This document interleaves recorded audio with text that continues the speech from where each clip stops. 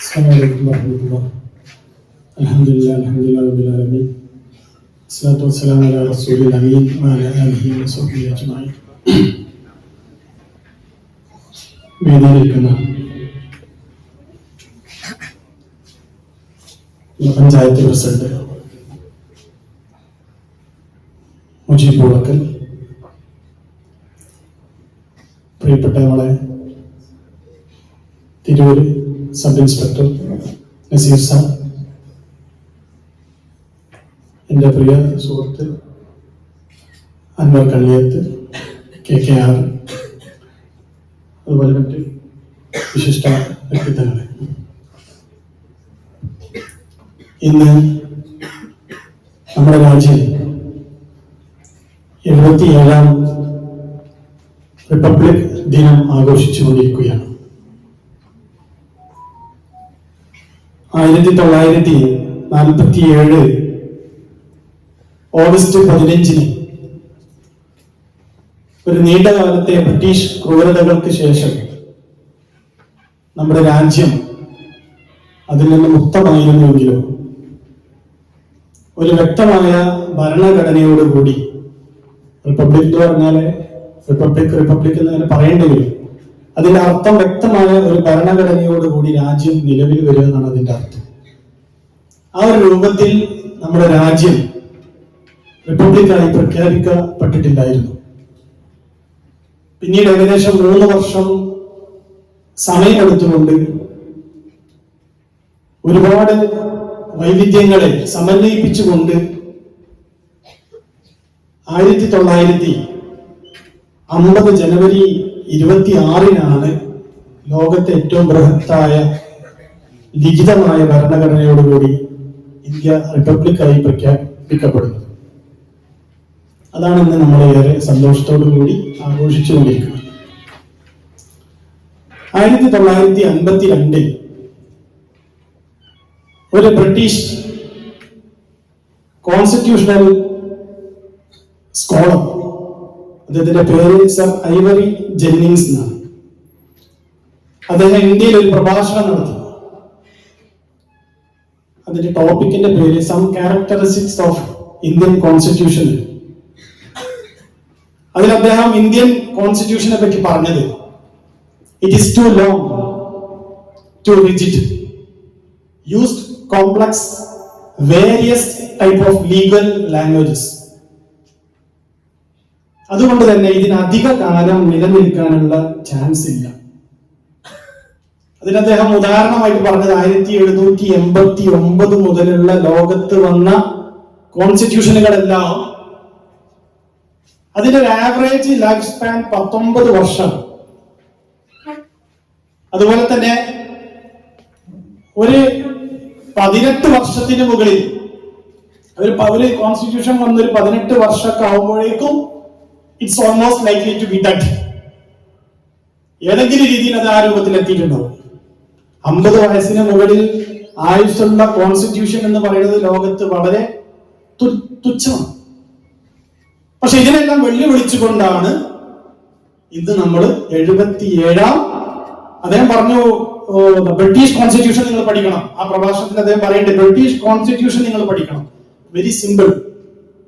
Indian കോൺസ്റ്റിറ്റ്യൂഷനെ പറ്റി അദ്ദേഹം പറഞ്ഞത് ലോയേഴ്സ് പാരഡൈസ് എന്നിട്ട് പറഞ്ഞത് നിലനിൽക്കൂല. പക്ഷെ അതിനൊക്കെ വെല്ലുവിളിച്ചുകൊണ്ടാണ് 77ാം റിപ്പബ്ലിക് ദിനം നമ്മൾ ആഘോഷിച്ചുകൊണ്ടിരിക്കുന്നത്. ഇത് ഇന്ത്യ എന്ന മഹാരാജ്യത്തിന്റെ വിജയമാണ്, ഇന്ത്യയിലുള്ള ഓരോ പൗരന്റെയും വിജയമാണ് എന്ന് പ്രത്യേകം നമ്മൾ മനസ്സിലാക്കണം. നമുക്ക് ബ്രിട്ടീഷ് ഭരണകൂടം ഒരു കോൺസ്റ്റിറ്റ്യൂഷൻ ഉണ്ടാവണമെന്ന് ആഗ്രഹിച്ച് ഇന്ത്യയിൽ അതിന്റെ ഭാഗമായി 1946 ഒരു കോൺസ്റ്റിറ്റ്യൂന്റ് അസംബ്ലി ഉണ്ടാക്കി. അതാണ് ഒരു ഭരണഘടനാ നിർമ്മാണ സഭ എന്നൊക്കെ പറയുന്നത്. അതിന്റെ ചെയർമാൻ ആയിരുന്നു ഡോക്ടർ രാജേന്ദ്ര പ്രസാദ്.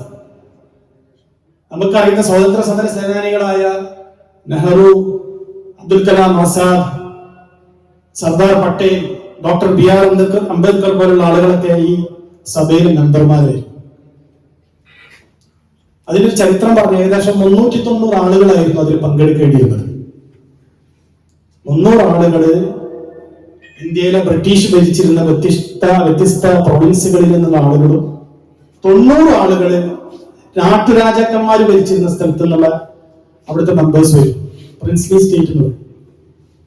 അങ്ങനെ 390 ആളുകൾ പങ്കെടുക്കേണ്ട ആ സഭ, അതിന്റെ ഒന്നാമത്തെ മീറ്റിംഗ് 1946 ഡിസംബറിലായിരുന്നു. പക്ഷേ ഏകദേശം ഒരു 73 ആളുകൾ ആ മീറ്റിംഗിൽ നിന്ന് ബോയ്ക്കോട്ട് ചെയ്തു, ബഹിഷ്കരിച്ചു. 73 ആളുകൾ. ആ ആളുകള് മുഹമ്മദ് അലി ജിന്നയുടെ നേതൃത്വത്തിലുള്ള മുസ്ലിങ്ങളായിരുന്നു. നമ്മൾ പഠിക്കേണ്ട ഒരു ചരിത്രമാണ് ഞാൻ ഇന്ന് പറയുന്നത്. ആ ആളുകൾ മുഹമ്മദ് അലി ജിന്നയുടെ നേതൃത്വത്തിലുള്ള മുസ്ലിങ്ങളായിരുന്നു. അവരെന്ന് പറഞ്ഞ കാര്യം, ഹിന്ദു ഡൊമിനന്റ് കോൺസ്റ്റിറ്റ്യൂന്റ് അസംബ്ലിയാണ് ഇവിടെ രൂപീകരിക്കപ്പെട്ടിട്ടുള്ളത്. ഹിന്ദു ഡൊമിനന്റ്. അതിൽ മുസ്ലിങ്ങളുടെ അവകാശങ്ങളും സ്വാതന്ത്ര്യങ്ങളും അതിൽ വകവെച്ച് കിട്ടാനുള്ള അവസരങ്ങളില്ല. അതുകൊണ്ട് തന്നെ ഒരു പാകിസ്ഥാൻ കോൺസ്റ്റിറ്റ്യൂന്റ് അസംബ്ലി ഉണ്ടാവണം. അതിൽ കൂടി ഒരു പാകിസ്ഥാൻ എന്ന് പറയുന്ന ഒരു രാജ്യവും ഇവിടെ ഉണ്ടാകണം. ഇതായിരുന്നു അവരുടെ വാദം. യഥാർത്ഥത്തിൽ ഈ വാദം എന്ന് പറയുന്നത് ബ്രിട്ടീഷുകാരുടെ ഡിവൈഡ് ആൻഡ് പോളിസിയുടെ ഒരു അവസാനമായിരുന്നു. പണ്ട് കാലത്ത് ഇന്ത്യ എന്ന മഹാരാജ്യം എന്ന് പറയുന്നത് നമുക്കറിയാം, വ്യത്യസ്ത മതങ്ങൾ, വ്യത്യസ്ത ഭാഷകൾ, ഒരുപാട് അനേകം സംസ്കാരങ്ങൾ, ഭക്ഷണ ശൈലികൾ, വസ്ത്രരീതികൾ, അങ്ങനെ വൈവിധ്യമായ ആ ഇന്ത്യയെ എന്നാൽ ഒരു ഒറ്റക്കെട്ടായി ഒരു മഹാരാജ്യമായിട്ടായിരുന്നു ഇന്ത്യ മുന്നോട്ട് പോയിക്കൊണ്ടിരുന്നത്. ആ ഒരു സമയത്ത് അന്നത്തെ ഒരു യുദ്ധം നടന്നാല്, അന്നത്തെ യുദ്ധമൊക്കെ നമ്മൾ ശ്രദ്ധിച്ചോ പഠിച്ചൊക്കെ നമുക്ക് മനസ്സിലാവും. നമ്മുടെ സോഷ്യൽ ഇതിലൊക്കെ 2 രാജാക്കന്മാർ തമ്മിലാണ് യുദ്ധം, അതല്ലെങ്കിൽ 2 പ്രദേശങ്ങൾ തമ്മിലാണ്. കാരണം എന്താ, ഇരു രാജ്യത്തിലും ഇരു പ്രദേശത്തും മുസ്ലിങ്ങളുടെ കീഴിൽ രാജാവിന്റെ കീഴിൽ ഹിന്ദുക്കളുണ്ടാവും, ഹിന്ദുക്കൾ രാജാവിന്റെ കീഴിൽ മുസ്ലിങ്ങളുണ്ടാവും. ഒരിക്കലും ഹിന്ദു മുസ്ലിം യുദ്ധങ്ങളൊന്നും ആ കാലത്ത് ഇല്ല. അങ്ങനെ ഇന്ത്യ ഒരു ഒറ്റക്കെട്ടായിട്ടാണ് പോയിരുന്നത്. ആ സമയത്താണ് ബ്രിട്ടീഷ് ഈസ്റ്റ് ഇന്ത്യ കമ്പനിയുടെ വരവ് ഇന്ത്യയിലേക്ക്. അതിന്റെ വില്യം ഹോക്കിൻസ് നമുക്കറിയാം, പഠിച്ചിട്ടുണ്ടോ? അദ്ദേഹം അന്നത്തെ മുഗൾ രാജാവായ ജഹാംഗീറിന്റെ കൊട്ടാരത്തിലേക്ക് വന്നു. ജഹാംഗീറിന്റെ കൊട്ടാരമൊക്കെ ഇങ്ങനെ കണ്ടപ്പോ, അതിന്റെ ദർബാറൊക്കെ ഇങ്ങനെ കണ്ടപ്പോ, അദ്ദേഹം അതിന്റെ പ്രൗഢി കണ്ടപ്പോ, അപ്പോഴാണ് അദ്ദേഹത്തിന് മനസ്സിലാവുന്നത് തന്റെ നാട്ടിലെ ബ്രിട്ടീഷ് രാജ്ഞി ക്യൂൺ എലിസബത്ത് ഒരു നാട്ടുരാജ്യത്തിൽ ഒരു നാടുവാഴി മാത്രം. നമ്മുടെ നാടൻ ഭാഷയെ പറഞ്ഞാല് ഒരു മഹല്ലിലെ മുത്തവല്ലി. അത്രേ ഉള്ളൂ ആർക്ക്? Queen Elizabeth. അത്ര പ്രൗഢഗംഭീരമായിരുന്നു ഇന്ത്യ.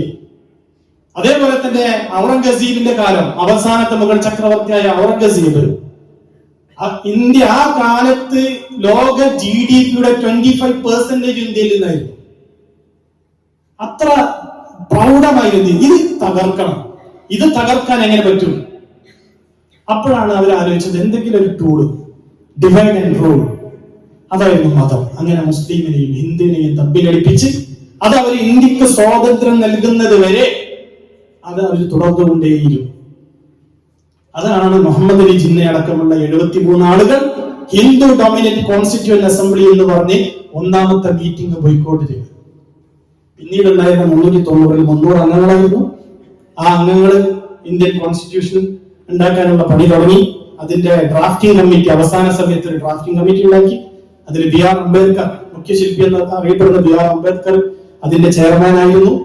അങ്ങനെ 3 വർഷം സമയമെടുത്തുകൊണ്ട് ഏകദേശം 24 ഭാഗങ്ങളിലായി 444 ആർട്ടിക്കിളോട് കൂടി ഇന്ത്യൻ കോൺസ്റ്റിറ്റ്യൂഷൻ നിലവിൽ വരികയും അതിന്റെ കരട് നവംബർ 26-ന് 49 നവംബർ 26-ന് ആ സഭയിലുള്ള എല്ലാ ആളുകളും ഒപ്പുവെക്കുകയും 1950 ജനുവരി 26-ന് ഇന്ത്യ റിപ്പബ്ലിക്കായി പ്രഖ്യാപിക്കപ്പെടുകയും ചെയ്തു. ഇനി ആ കോൺസ്റ്റിറ്റ്യൂഷൻ നമ്മൾ പരിശോധിക്കുക. ജിന്ന പറഞ്ഞതുപോലെ മുസ്ലിങ്ങൾക്ക് അവരുടെ അവകാശം സംരക്ഷിക്കപ്പെടാൻ ഒരു രാജ്യവും ഒരു കോൺസ്റ്റിറ്റ്യൂന്റ് അസംബ്ലിയും വേണമെന്ന വാദം, അല്ലെങ്കിൽ അത് കിട്ടൂല എന്നുള്ളതായിരുന്നു അദ്ദേഹത്തിന്റെ വാദം. അതാണോ ശരി? അതല്ല. ഇന്ത്യൻ കോൺസ്റ്റിറ്റ്യൂഷൻ പരിശോധിക്കുമ്പോൾ ഏതാണ് ശരിയെന്ന് നമ്മൾ തിരിച്ചറിയാം. ഇന്ത്യന്റെ കോൺസ്റ്റിറ്റ്യൂഷൻ എടുത്ത് നോക്കിയാൽ അതിന്റെ പ്രീ ആംബിൾ ഉണ്ട്. അതിന്റെ ആമുഖത്തിൽ തന്നെ നമുക്ക് കാണാം. മൊത്തം മതേതരത്വം നിറഞ്ഞു നിൽക്കുന്നത് നമുക്ക് കാണാം. എങ്കിൽ പോലും പിന്നീട് അതിൽ സെക്കുലാർ എന്ന പദം കൂടി എഴുതി ചേർക്കപ്പെട്ടു. India a secular country. ശരിക്ക് മറ്റേ ടീം പോയല്ലോ. ഇവിടെയുള്ള 300 ആളുകളുടെ ഭൂരിപക്ഷവും ആരാണ്? ഹിന്ദുസാണ്. അവർക്കത് അപ്പുറത്ത് പാകിസ്ഥാൻ എഴുതിയത് ഇസ്ലാമിക് റിപ്പബ്ലിക് ഓഫ് പാകിസ്ഥാൻ എന്നാണ്. ഇവിടെ തീർച്ചയായിട്ടും ഹിന്ദു റിപ്പബ്ലിക് ഓഫ് ഇന്ത്യ എന്ന് എഴുതാമായിരുന്നു. പക്ഷെ അങ്ങനെ അല്ല എഴുതിയത്. സെക്കുലാർ. എന്താ സെക്കുലാർ എന്ന് പറഞ്ഞാൽ? Neutrality and impartiality towards all religion. ഒരു മതത്തോട് പ്രത്യേകിച്ച് എതിർപ്പുമില്ല, ഒരു മതത്തിനോട് പ്രത്യേകിച്ച് അനുകമ്പയില്ല. ഇങ്ങനെയാണ് നമ്മൾ ഭരണഘടന തുടങ്ങുന്നത്. പിന്നെ ഏതൊരു ഭരണഘടന എടുത്തു നോക്കിയാലും അവിടുത്തെ പൗരന്മാരുടെ വ്യത്യസ്ത വിഭാഗങ്ങളുടെ അവകാശം സംരക്ഷിക്കപ്പെടുന്നത് അതിന്റെ ഫണ്ടമെന്റൽ റൈറ്റിലാണ്. അതാണ് അതിന്റെ കാമ്പ്. നമ്മൾ പറയാം sacred. Fundamental rights R sacred and it cannot be amended. അത് ഫണ്ടമെന്റൽ റൈറ്റ് വരുന്നത് ആർട്ടിക്കിൾ 12 മുതൽ 32 വരെയാണ്. ഈ ഫണ്ടമെന്റൽ റൈറ്റ് ഫുള്ള് വായിച്ചത് കഴിഞ്ഞ പ്രാവശ്യം ഞാൻ ഫണ്ടമെന്റൽ റൈറ്റ് 12 മുതൽ 32 വരെ നിങ്ങൾക്ക് ഞാൻ വായിച്ചത്. ചുരുക്കി പറഞ്ഞാൽ അതിങ്ങനെ സ്പീഡിൽ പറയാം. അതിങ്ങനെ എടുത്തു നോക്കിയാൽ അതിലെ ഒന്നാമത്തെ ആർട്ടിക്കിൾ 13 തന്നെ ഏതെങ്കിലും ഒരു സ്റ്റേറ്റ് ഏതെങ്കിലും ഒരു ലോ ഈ ഫണ്ടമെന്റൽ റൈറ്റിനെതിരെ ഉണ്ടാക്കിയാൽ if it is inconsistent with the fundamental right it shall be void. അത് തള്ളപ്പെടണം. പിന്നെ എടുത്ത് നോക്കിയാൽ there is no discrimination towards on the basis of religion, race, caste and sex. മതത്തിന്റെ പേരിൽ യാതൊരു എന്തില്ല ഡിസ്ക്രിമിനേഷനും പാടില്ല. ഇതിങ്ങനെ പറഞ്ഞു പോയി ആർട്ടിക്കിൾ 25 മുതൽ 30 വരെ നമ്മൾ വളരെ പ്രസിദ്ധമായ ഫ്രീഡം ഓഫ് റിലീജിയൻ. ആ ഫ്രീഡം ഓഫ് റിലീജിയൻ ആർട്ടിക്കിൾ 25 മുതൽ 30 നമുക്കറിയാം. The right to profess, practice and propagate. നേരത്തെ നമ്മൾ MLA പറഞ്ഞല്ലോ, മതം പ്രബോധനം ചെയ്യാനുള്ള അവകാശം വരെ അതിലുണ്ട്. Article 26 right to administer religious affairs. Article 27 freedom from taxation. അതുകൊണ്ടാണ് നമ്മൾ പള്ളിക്കും പ്രബോധനങ്ങൾക്കും നമ്മളെ പള്ളി പോലുള്ള സംഭവങ്ങൾക്കൊന്നും നാട്ടില് ടാക്സ് ഇല്ല. അതിന്റെ കാരണം ആർട്ടിക്കിൾ 27 ആണ്. 28 there is no discrimination in government funded institutions. അങ്ങനെ ആർട്ടിക്കിൾ 30. ഈ 30 ആണ് നമുക്ക് ഈ മതസ്ഥാപനങ്ങളൊക്കെ തുടങ്ങാനുള്ള അവകാശം. ആർട്ടിക്കിൾ 30 പറയുന്നത് ന്യൂനപക്ഷങ്ങൾ മുസ്ലിങ്ങൾക്ക് അവരുടേതായ മതവിദ്യാഭ്യാസ സ്ഥാപനങ്ങൾ തുടങ്ങാൻ അവരുടെ സിലബസ്, അവരുടെ അക്കാഡമിക് സ്റ്റാൻഡേർഡ്സ്, അവിടുത്തെ അധ്യാപകരുടെ ക്വാളിഫിക്കേഷൻ എല്ലാം തീരുമാനിക്കാനുള്ള അവകാശം ആർട്ടിക്കിൾ 30. നമ്മൾ ഒരു സ്കൂള് നമ്മളെ മുജീബ് സാഹിബിനെ അറിയാം. അദ്ദേഹം ഒരുപാട് കാലം നമ്മുടെ അൺഎയ്ഡഡ് സ്കൂളിന്റെ പ്രസിഡന്റ് ആയിരുന്നു കേരളത്തിൽ അസോസിയേഷന്റെ. ഒരു സ്കൂളിനുള്ള അംഗീകാരം കിട്ടണമെങ്കിൽ എന്ത് വേണം? സിലബസ്, എല്ലാ രീതിയിലുള്ള ഒരുപാട് പണികൾ എടുത്താലേ നമുക്ക് ഗവൺമെന്റിന് അംഗീകാരം കിട്ടുക. പക്ഷെ ഒരു മതസ്ഥാപനം നമുക്ക് തുടങ്ങണമെങ്കിൽ അങ്ങനത്തെ യാതൊരു പ്രശ്നവും നിലവിൽ നമുക്കില്ല. നമുക്ക് പഞ്ചായത്തിൽ നിന്നുള്ള അംഗീകാരം കാര്യങ്ങളോ ഇലക്ട്രിസിറ്റിയിൽ നിന്നുള്ള വാങ്ങണം എന്നല്ലാതെ അവിടുത്തെ അധ്യാപകരുടെ ക്വാളിഫിക്കേഷൻ എന്താവണം, അവിടുത്തെ സിലബസ് എന്താവണം, അവിടുത്തെ അക്കാഡമിക് സ്റ്റാൻഡേർഡ്സ് എന്താവണം, അതിലൊന്നും ഗവൺമെന്റിന് യാതൊരു റോളുമില്ല. ഇത് നമുക്ക് തന്നത് ആർട്ടിക്കിൾ 30 ആണ് എന്ന് തിരിച്ചറിയാം. അത് ഫണ്ടമെന്റൽ റൈറ്റിലാണ് എഴുതിയിട്ടുള്ളത്. അതുകൊണ്ടാണ് ഞാൻ എപ്പോഴും പറയാറ്, സ്കൂളുകളിൽ മാത്രം റിപ്പബ്ലിക് ദിന ആഘോഷം നടത്തിയാൽ പോരാ, മദ്രസയിൽ കൂടി മതവിദ്യാഭ്യാസ സ്ഥാപനങ്ങളിൽ കൂടി ഈ ആഘോഷങ്ങൾ നടത്തപ്പെടേണ്ടതുണ്ട്. അപ്പൊ തീർച്ചയായിട്ടും പൂർണ്ണമായിട്ടും നമ്മുടെ അവകാശം സംരക്ഷിക്കപ്പെട്ടിട്ടുണ്ട് നമ്മുടെ ഭരണഘടനയിൽ എന്നുള്ളതാണ് ഞാൻ പറഞ്ഞു വന്നത്. ഇനി മറുഭാഗത്ത് അതുകൂടി പറഞ്ഞുകൊണ്ട് ഞാൻ അവസാനിപ്പിക്കാം. മറുഭാഗത്ത് എന്നാൽ നമ്മുടെ അവകാശം സംരക്ഷിക്കപ്പെടുകയില്ല എന്ന് പറഞ്ഞിട്ടാണ് ഒരു വിഭാഗം പോയത്. അവരുടെ ഇന്നത്തെ അവസ്ഥ എന്താണ്? അത് പറയുമ്പോൾ ഇന്ത്യയിലെ ആദ്യത്തെ വിദ്യാഭ്യാസ മന്ത്രിയും അതിബുദ്ധിമാനായ രാഷ്ട്രീയക്കാരനും, ഈ രാഷ്ട്രീയത്തില് മതബോധം മാത്രം പോരാ, അല്ലെങ്കിൽ ധാർമ്മികത മാത്രം പോരാ, ബുദ്ധി കൂടി വേണം.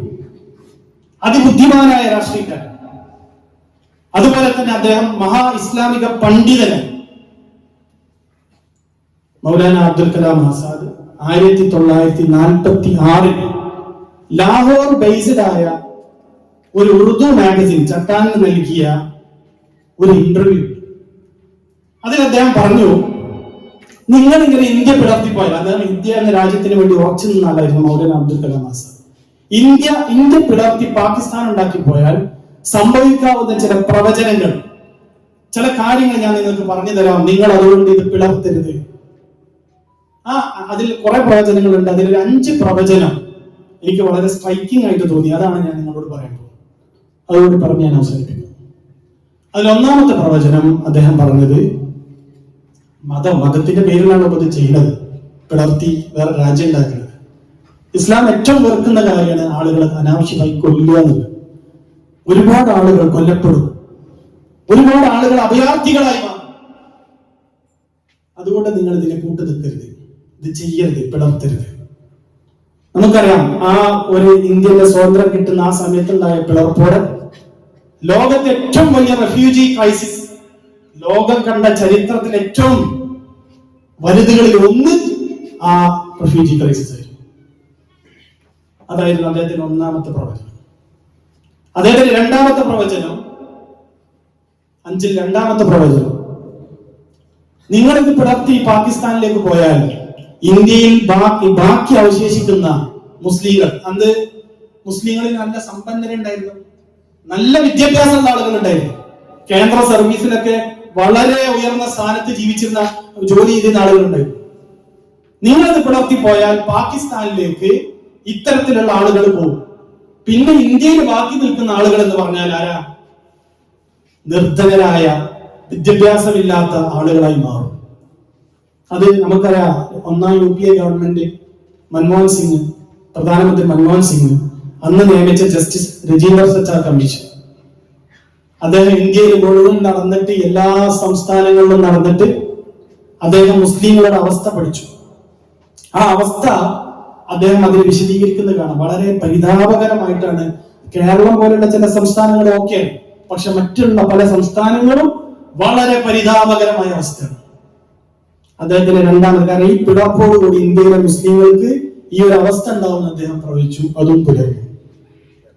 3ാമതായി അദ്ദേഹം പറഞ്ഞൊരു കാര്യം, അതാണ് വളരെ പ്രസക്തമായി തോന്നുന്നത്. കാരണം ബുദ്ധിശാലികളല്ലാത്ത ഒരു രാഷ്ട്രീയക്കാരൻ പിന്നാലെ നിങ്ങൾ പോകുന്നത്, എന്താ പറയാ, മുസ്ലിം നാമധാരികൾ, യാതൊരു ധാർമ്മികത ഇല്ലാത്ത ആളുകൾ. നിങ്ങൾ ഈ ബുദ്ധി ഇല്ലാത്തത് കൊണ്ട് തന്നെ നിങ്ങളുടെ രാജ്യത്ത്, ആ രാജ്യത്ത് വളരെ പെട്ടെന്ന് ഒരു പട്ടാള അട്ടിമറി സംഭവിക്കും. വളരെ പെട്ടെന്ന്. ഇത് 1946 മൗലാന ആസാദ് പറയുന്നത്. ഇന്ത്യയിൽ എന്തെങ്കിലും ഉണ്ടാവും? 1958 തന്നെ 1ാമത്തെ പട്ടാള അട്ടിമറി പാകിസ്ഥാൻ കണ്ടു. ജനറൽ അയൂബ് ഖാൻ, അന്നത്തെ പ്രധാനമന്ത്രിയായ മിർസ, അദ്ദേഹത്തെ ഭരണം അട്ടിമറിച്ചുകൊണ്ട് അദ്ദേഹം അധികാരം കൈയേറി. പിന്നീട് അങ്ങോട്ട് നമുക്ക് കാണാം ജനറൽ യഹിയ ഖാൻ. അതിനുശേഷം 77 സിയാഉൽ-ഹഖ്, ഇപ്പോഴത്തെ ബേനസീർ ഭൂട്ടാന്റെ പിതാവ് സുൽഫിക്കർ അലി ഭൂട്ടാനെ വകവരുത്തിക്കൊണ്ട് അതും ഭരണം പിടിച്ചെടുത്തു. 99 പർവേസ് മുഷാറഫ് നവാസ് ഷെരീഫിനെ അട്ടിമറിച്ചുകൊണ്ട് ഭരണം പിടിച്ചെടുത്തു. പട്ടാള അട്ടിമറി സ്ഥിരമായി നടക്കുന്ന ഒരു കൺട്രിയായി പാകിസ്ഥാൻ മാറി. ഇത് ഇപ്പോ നന്നായി ഭരിച്ചിരുന്ന ഇമ്രാൻഖാനെ പോലും 900 ദിവസമായി ഉള്ളിലാണ്. മിലിറ്ററിനെ അനുസരിച്ചില്ലാത്തതാണ്. അപ്പൊ മിലിറ്ററിന്റെ പാവകളായി, അടിമകളായിട്ട് മാത്രമേ പാകിസ്ഥാനിൽ ഒരു പ്രധാനമന്ത്രിക്ക് നിൽക്കാൻ കഴിയുള്ളൂ. ഇത് മൗലാന അബ്ദുൽ കലാം ആസാദ് 1946 പ്രവചിച്ചതാണ്. ആ മാഗസിനിൽ നിങ്ങൾ പട്ടാള അട്ടിമറിക്ക് രാജ്യം സാക്ഷ്യം വഹിക്കപ്പെടും. അടുത്ത 4ാമത്തെ പ്രവചനം, വ്യത്യസ്ത സംസ്കാരമാണ്, മുസ്ലിങ്ങളാണ്, മുസ്ലിമിന്റെ പേരിലാണ് നിങ്ങളിത് പോണത്. പക്ഷെ പാകിസ്ഥാനിലെ വെസ്റ്റേൺ പാകിസ്ഥാൻ, ഈസ്റ്റേൺ പാകിസ്ഥാൻ 2 ഭാഗമുണ്ട്. ഇത് 2 സംസ്കാരമാണ്. മുസ്ലിങ്ങളെന്ന് പറഞ്ഞിട്ട് കാര്യമില്ല, 2 സംസ്കാരമാണ്. ഈ 2 സംസ്കാരം ഒരുമിച്ച് പോകില്ല. അതുകൊണ്ട് തന്നെ നിങ്ങൾ വിഭജിക്കപ്പെടും. ഇത് പറയുന്നത് 46-ലാണ്. 971 അതിന്റെ ഇടയിൽ തന്നെ ഒരുപാട് പ്രശ്നങ്ങൾ ഉണ്ടായി. ലാസ്റ്റ് 971 ഒരു 8 മാസത്തെ അഭ്യന്തര കലാപത്തിന് ശേഷം പാകിസ്ഥാൻ വിഭജിക്കപ്പെട്ട് ബംഗ്ലാദേശ് രൂപീകരിക്കപ്പെട്ടു. അദ്ദേഹത്തിന്റെ 4ാമത്തെ പ്രവചനം യാഥാർത്ഥ്യം. ഇനി അവസാനത്തെ അദ്ദേഹത്തിന്റെ പ്രവചനം അയൽവാസിയായ ഇന്ത്യയുമായി എപ്പോഴും കലഹത്തിലായിരിക്കും. അതാണ് അവസാന അദ്ദേഹത്തിന്റെ പ്രവചനം. പ്രവചനങ്ങൾ കുറെ ഉണ്ട്, പക്ഷെ സ്ട്രൈക്ക് ചെയ്തത് നോക്കികൾ 48 തന്നെ തുടങ്ങി കാശ്മീരിന് വേണ്ടിയുള്ള യുദ്ധം. അതിനുശേഷം 65, 71 നേരത്തെ പറഞ്ഞ യുദ്ധം. അതിനുശേഷം പിന്നെ കാർഗിൽ, അതിനുശേഷം അടുത്തു വന്ന ഓപ്പറേഷൻ സിന്ദൂർ വരെ എത്തി നിൽക്കുകയാണ്. ഇനി ഇങ്ങനെയൊക്കെ നേരിട്ട് വിജയിക്കാതെ കഴിയാതെ വന്നാൽ ഉള്ളിൽ കൂടിയുള്ള തീവ്രവാദ പ്രവർത്തനങ്ങളും, ബോംബെ അറ്റാക്ക്, പാർലമെന്റ് അറ്റാക്ക്. ഇപ്പോ 1-2 വർഷം മുന്നേ നടന്ന മതം നോക്കിയിട്ട് ആളെ കൊന്ന പെഹൽഗാം, ചോദിച്ചിട്ട് മതം ഏതാണ് മതം എന്നിട്ടാണ് ഷൂട്ട് ചെയ്തിരുന്നത്. ഇപ്പൊ 1-2 മാസങ്ങൾക്ക് മുമ്പ് തുർക്കിയിലെ ചില തീവ്രവാദ സംഘടനകളുടെ സഹായത്തോടു കൂടി നടത്തിയ ഡൽഹി സ്ഫോടനം, അതിങ്ങനെ തുടർന്നുകൊണ്ടേയിരിക്കുന്നു. അദ്ദേഹത്തിന്റെ ആ പ്രവചനം ഇന്ത്യയുമായി നിങ്ങൾക്ക് എപ്പോഴും കലഹിച്ചുകൊണ്ടേയിരിക്കേണ്ടി വരും. അതും പൂർത്തീകരിക്കപ്പെട്ടു. അപ്പൊ ഞാൻ പറഞ്ഞു വന്നത്, ഇവിടെ എന്താ സംഭവിച്ചത് എന്താന്ന് വെച്ചിട്ടുണ്ടെങ്കിൽ, ഒരു മതപണ്ഡിതനെ, ഒരു ബുദ്ധിശാലിയായ ഒരു രാഷ്ട്രീയക്കാരനെ, ഒരു കയ്യിൽ പ്ലാറ്റയും ഒരു കയ്യിൽ അരിസ്റ്റോട്ടിലും ഉണ്ട് എന്ന് നെഹ്റു പറഞ്ഞ, സാക്ഷാൽ നെഹ്റു പോലും വിശേഷിപ്പിച്ച മൗലാന അബ്ദുൽ കലാം ആസാദിനെ അനുസരിക്കുന്നതിന് പകരം സ്വാർത്ഥരായ മുസ്ലിം നാമധാരികളായ അധികാര കൊതിയന്മാരെ പിന്നാലെ മുസ്ലിങ്ങൾ അത് പോയി എന്നുള്ളതാണ് ഇതിന്റെ കാരണം. അപ്പൊ അത് നമ്മൾ തിരിച്ചറിയണം. ഈ നഷ്ടം നമ്മളൊന്ന് ആലോചിച്ച് നോക്കിയാൽ, ഇന്ന് ഇന്ത്യയും പാകിസ്ഥാനും ബംഗ്ലാദേശും ഒക്കെ ഒരുമിച്ച് ഒരു രാജ്യമായിരുന്നെങ്കിൽ ആരായിരിക്കും സൂപ്പർ പവർ? ഇന്നിപ്പോ സൂപ്പർ പവർ എന്ന് പറഞ്ഞിട്ട്, നേരത്തെ MLA പറഞ്ഞു സൂപ്പർ പവർ എന്ന് പറഞ്ഞിട്ട് ഒരു രാജ്യത്തിന്റെ പ്രസിഡന്റിനെ തട്ടിക്കൊണ്ടോടെ എന്നിട്ട് സ്വന്തം രാജ്യത്ത് ജയിലിൽ വെക്കണം. ആരാ ചോദിക്കാനുള്ള ഉണ്ടായിരുന്ന ഒരു USSR, അതും ശരിയായി. അപ്പൊ ഇന്ത്യ എങ്ങാനും ആ പഴയ രൂപത്തിൽ ഈ ഇസ്ലാം മുസ്ലിങ്ങളുടെ വാദമൊന്നും ഇല്ലായിരുന്നെങ്കിൽ, അബ്ദുൽ കലാം ആസാദ് ഇന്ത്യ എന്ന രാജ്യത്തിന് വേണ്ടി ഒരുമിച്ച് നിൽക്കാൻ ബാധിച്ച ആളാണ്. അതേപോലെ ആയിരുന്നെങ്കിൽ ആരായിരിക്കും ഇന്നത്തെ സൂപ്പർ പവർ? അത് നമ്മൾ നഷ്ടപ്പെടുത്തി. അപ്പൊ ഞാൻ പറഞ്ഞു വന്നത്, നമുക്ക് പൂർണ്ണമായും നിലവിൽ നമ്മുടെ ഭരണഘടന എല്ലാവിധ അവകാശങ്ങളും നമുക്ക് സംരക്ഷിക്കപ്പെട്ടിട്ടുണ്ട്. മത ഫ്രീഡം ആണെങ്കിലും മറ്റുള്ള നിലക്കാണെങ്കിലും നിലവിൽ അത് സംരക്ഷിക്കപ്പെടുന്നുണ്ട്. ഭരണഘടനാപരമായി അത് നമുക്ക് ഉണ്ട്. അതുകൊണ്ട് തന്നെ ലോകത്ത് ഇന്ത്യയിൽ നടക്കുന്ന ഒരുവിധ തീവ്രവാദ പ്രവർത്തനങ്ങളും നമുക്ക് ഒരു നിലക്കും അതിനോട് നമുക്ക് അനുകമ്പ പാടില്ല. അതിനെ ശക്തമായി എതിർക്കേണ്ടതുണ്ട്. നമുക്ക് ആ രീതിയിലുള്ള എല്ലാ പ്രവർത്തനങ്ങളെയും മാനസികമായും ഏത് രീതിയിലാണോ നമ്മൾ തീർച്ചയായും ശക്തമായി എതിർക്കേണ്ടതുണ്ട്. അതിന് നമ്മുടെ ഭരണഘടന വായിക്കണം. വിദ്യാർത്ഥികളായ നിങ്ങള് അതുപോലെ അത് വായിക്കണം, മനസ്സിലാക്കണം, അറിയണം. എന്നിട്ട് രാജ്യത്തിന്റെ ഉത്തമ പൗരന്മാരായി മാറേണ്ടതുണ്ട്. അതിന് ഈ കാലഘട്ടത്തിന്റെ ആവശ്യം കൂടിയാണ് എന്ന് മാത്രം പറഞ്ഞുകൊണ്ട് ഞാൻ എന്റെ വാക്കുകൾ അവസാനിപ്പിക്കുന്നു. അൽഹംദുലില്ലാഹി റബ്ബിൽ ആലമീൻ. അസ്സലാമു അലൈക്കും വറഹ്മത്തുള്ളാഹി. Thank you, Amin sir.